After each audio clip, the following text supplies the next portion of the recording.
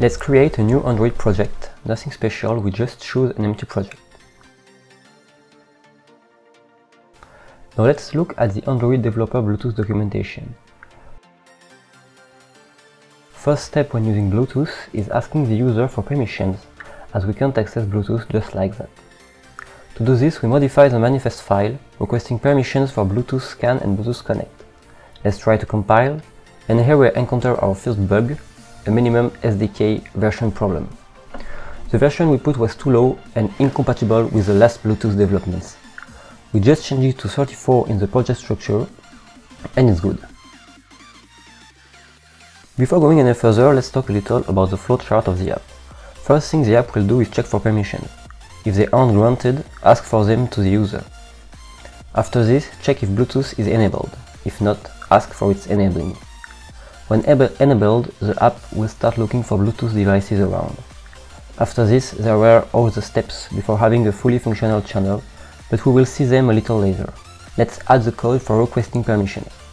Don't be scared of what appears in red, these are just import errors and Android Studio fixes them automatically by pressing Alt plus Enter.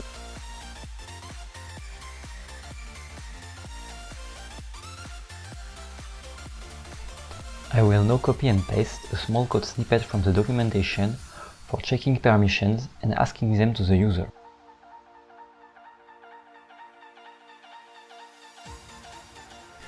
Now that I have my skeleton for asking permissions, let's check the already granted permissions.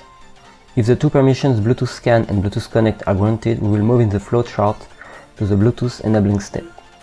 We create a function called checkBluetooth activation and we'll put stuff in it later on. Before moving on, let's add a small locate message. This will be quite helpful for debugging.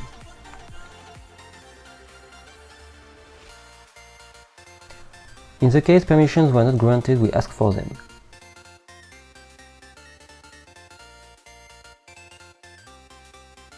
After the user responds, the app will call the function onRequestPermissionWithout. Nothing special here, we will just print a locate message as we want to keep this app simple. Let's try to run our app for the first time. We just write a locate debugging message inside checkBluetooth activation to make sure the flow of the app is okay.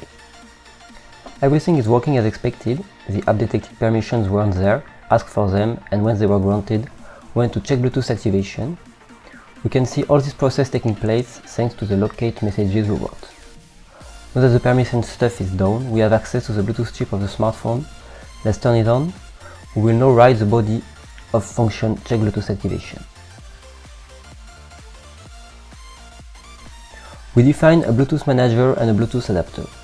Bluetooth adapter checks if the system has a Bluetooth chip, if it is working, and whether it is on or off. Bluetooth manager will be used later to send and receive packets.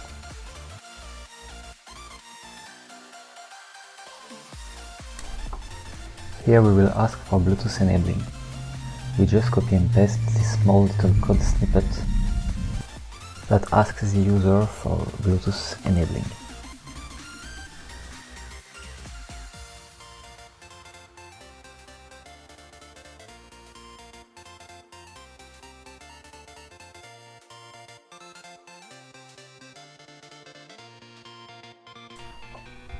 After the enabling pop-up, the app will go to function onActivityResult.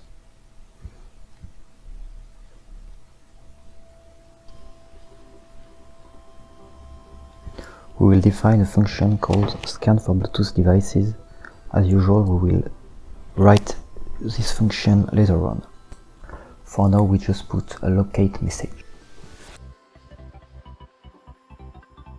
When all this activation stuff is done, we go to device discovery, which will take place inside the function scan for Bluetooth devices. Documentation tells us to create an intent, which is used to register new Bluetooth devices, and a broadcast receiver defining the app's response when a new device is discovered. We will modify this code to recognize the ESP32 CAM from the other devices.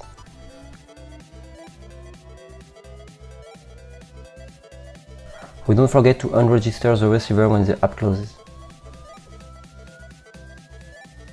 And here I just realized Bluetooth adapter was declared at the wrong place. as it is used by more than one function. We declare it at the beginning of class main activity, and we can finally call the function start discovery.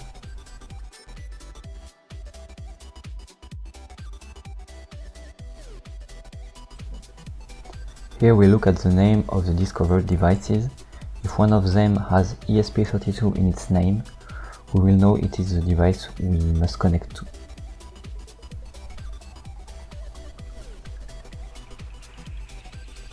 We so create a Bluetooth device object named ESP32 CAM device. And when the name contains ESP32, we can assign this ESP32 CAM device object.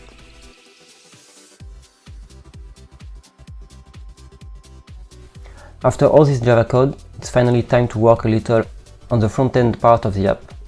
We just create a text view to inform the user the ESP32 CAM was found and about the connection status.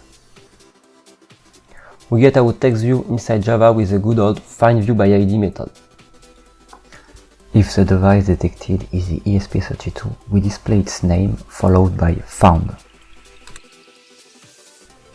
If the device detected isn't the ESP32, we just add its name to a list of devices. Let's try to launch the app a second time. We get permissions request as expected, as it is the first time the app is launching. Let's launch the ESP32 and it doesn't work. The ESP32 doesn't appear in the app. I'll save you the troubleshooting I had to do. Turns out a flag never for location was missing in the manifest. Let's add it and try again. This time it worked. Now that the ESP32 is detected, let's connect to it.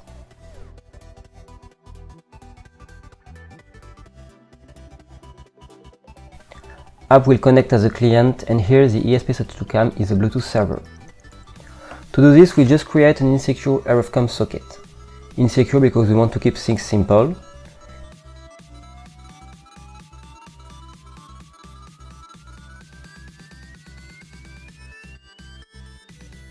After this, we just call connect on the socket without forgetting to close it when app finishes.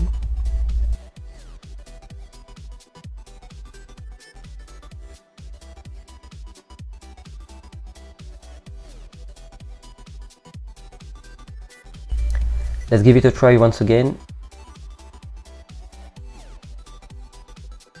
It worked. We are now Bluetooth connected to the ESP32 CAM. Now we can enter the last development step of this part of the tutorial, receiving packets and displaying them. To do this, we will need to create a new thread responsible for listening to packets. Our app will so run two threads, main activity, which updates display elements, and connected thread, which listens to packets. We'll also define a handler responsible for sending data between these two threads. We so create a Java class for the connected thread.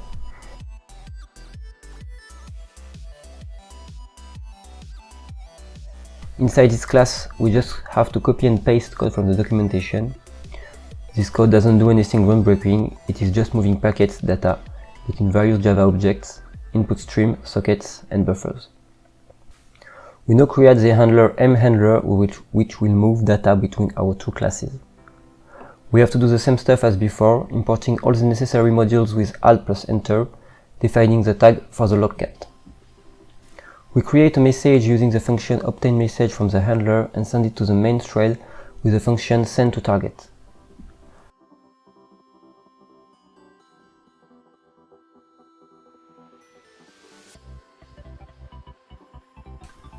Here we instantiate our connected thread. The parameters are the Bluetooth socket and the handler, the object responsible for moving data between the connected thread and the main activity. Now we define the app reaction to an incoming packet, modify the text view to display it. In the third part, we will define another behavior when receiving an image.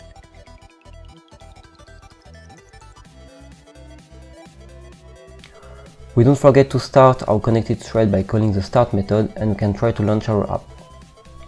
Here we encounter a small bug: new devices keep being discovered after connection. It's because we forgot to cancel discovery. Let's do it after connection is made. Let's try again.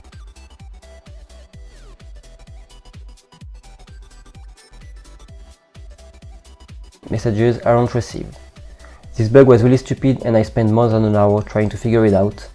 In the end, it was just that I wrote a big H instead of a small one in the declaration of the handler. Really stupid. After this, everything was working flawlessly, and messages were displayed without a problem. We now have a successful Bluetooth channel between the ESP32 CAM and the smartphone. The only thing left to do is to adapt this channel to send pictures. This is the topic of the third video.